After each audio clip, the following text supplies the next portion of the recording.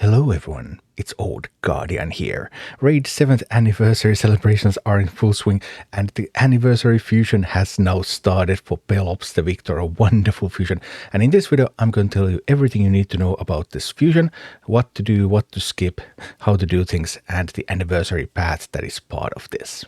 First, thank you Raid Shadow Legends for sponsoring this video, and if you want to start Raid right now, you won't be able to participate in the fusion immediately, but you can still get Pelops, because for new players, Raid now has a special promo code activating today. If you start Raid with my link down below in the description there in the QR code, you get Tholin Foulbeard at the start, a wonderful campaign farmer, then you will get Tagoar, Seeker, Fahrakin the Fat, 3 top tier epics, Ezio Auditore as a login bonus during the Assassin's Creed event, and code RAID7 for Pelops the Victor. So the thing everyone is working really hard now to get, new players can get immediately.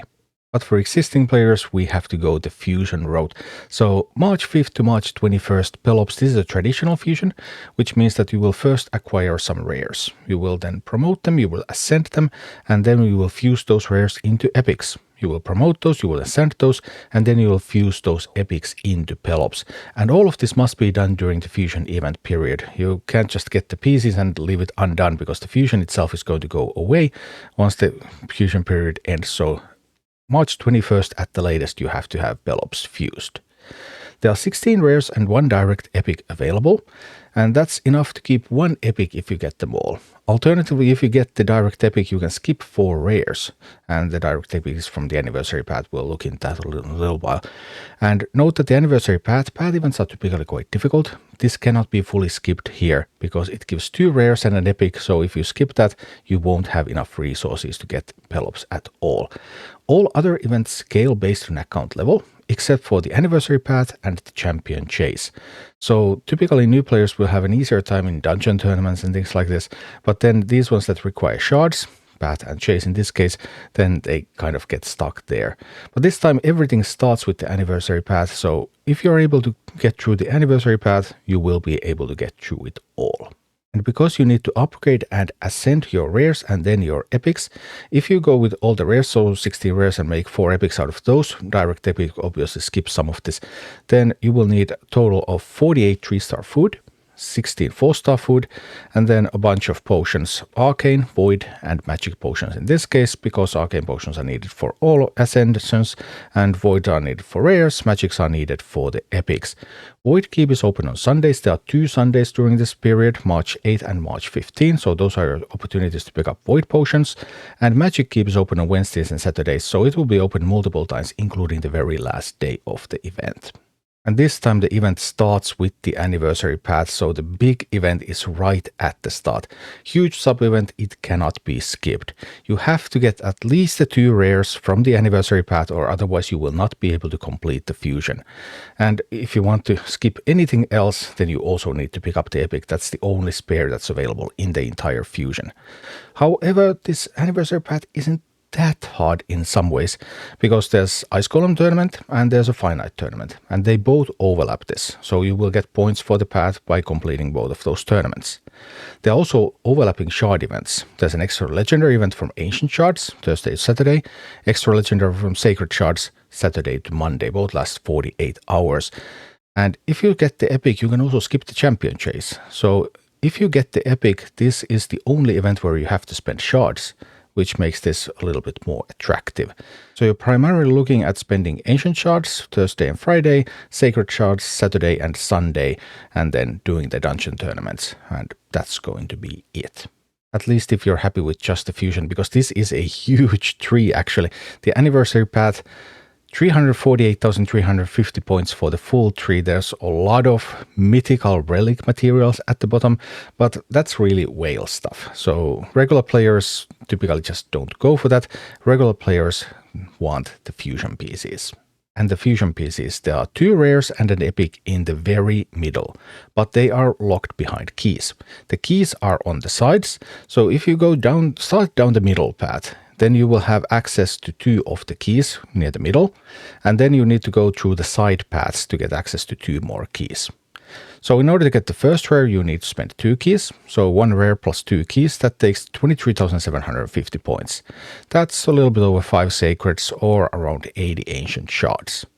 But 1 rare isn't enough, because then you won't be able to do the fusion. You have to get at least 2 rares to have any chance. 2 rares, that requires 3 keys, so then you have to take one of the side paths to get another key, and then that's going to be 37,550 points. I wouldn't be too happy with that yet, because if you do that, then you still have to spend shards in Champion Chase. So this is a great opportunity to also pick up the Epic, because many events are combined into this. It does cost you a bit. Epic plus 2 rares plus 4 keys, you need all 4 keys. That's 63,350 points. So 14 sacreds or 211 ancients. But note, if you complete both dungeon tournaments during this event, you get around 8,000 points from those as well. So we're actually looking at around 6 sacreds, 100 ancients, and the dungeon tournaments. And that's it. This time there is really a lot of emphasis on that anniversary path. For example, there's only 1 Gear Hunters event during this entire fusion. Usually there are 3. And this Gear Hunters event also nicely overlaps both the Spider Tournament and then the Dragon Tournament. So if you do 2 tournaments during Gear Hunters, that takes you around 80% of the way. And then you need another 20%. If you're really short on energy, you can do that in the Event Dungeon, farming Stage 3. That's the most efficient way to get points for Gear Hunters, but it doesn't give you anything other useful. But that's always an option. And Spider and Dragon here, so that Gear Hunters isn't even that bad. There is that one Champion Chase tournament near the end, and you could save stuff from the current summon pool for that, and you can do some of those epics. You can fuse some of those epics during that to get more points. But this time in particular, because all the extras are in the anniversary path, then I'm going to use my shards for the anniversary path, and I'm actually going to skip the Champion Chase. Then, as a pretty normal event, there are 3 gear enhancement events. Note that event number 2 overlaps CVC, so you will be able to get some CVC points during Wednesday for that gear enhancement event 2. And then, depending on your level, if you have a very low level account, you can get by with something like 12 million silver each. If you have a higher level account, you need around 20 million silver each. But you will of course earn a whole bunch of silver during this fusion, so if you start with 20 million or higher level account, you can typically get through all the gear enhancements. There are also 2 classic arena tournaments, and these are basically just an activity check. How often do you log in and refresh so that you will get some easy wins? And they are not too difficult if you just log in a few times a day. There is a champion training tournament early on, and then champion training event later. I'm actually probably going to skip some of the champion training tournament because I'll be focused on the anniversary path. And then champion training event itself, that's good for just getting those fusion pieces ready anyway. So you're going to spend time leveling up your champions there regardless. So my plan for Pelops. If you go for this fusion, you need to do some of the anniversary heroes path. That's really, really important to note.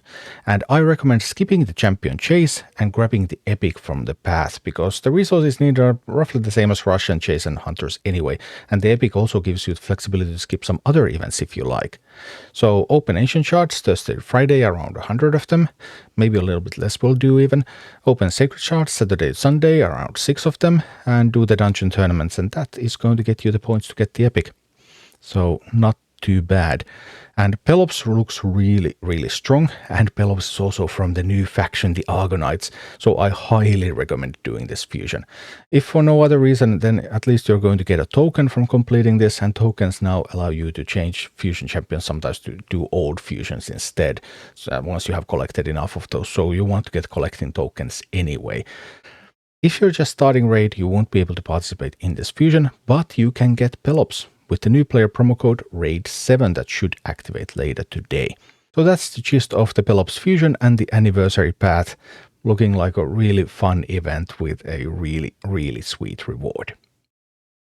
Thank you for watching. Click like and subscribe if you enjoyed this, and a special thanks to all of my Patreon supporters, YouTube members and Twitch subscribers who make all of these videos possible.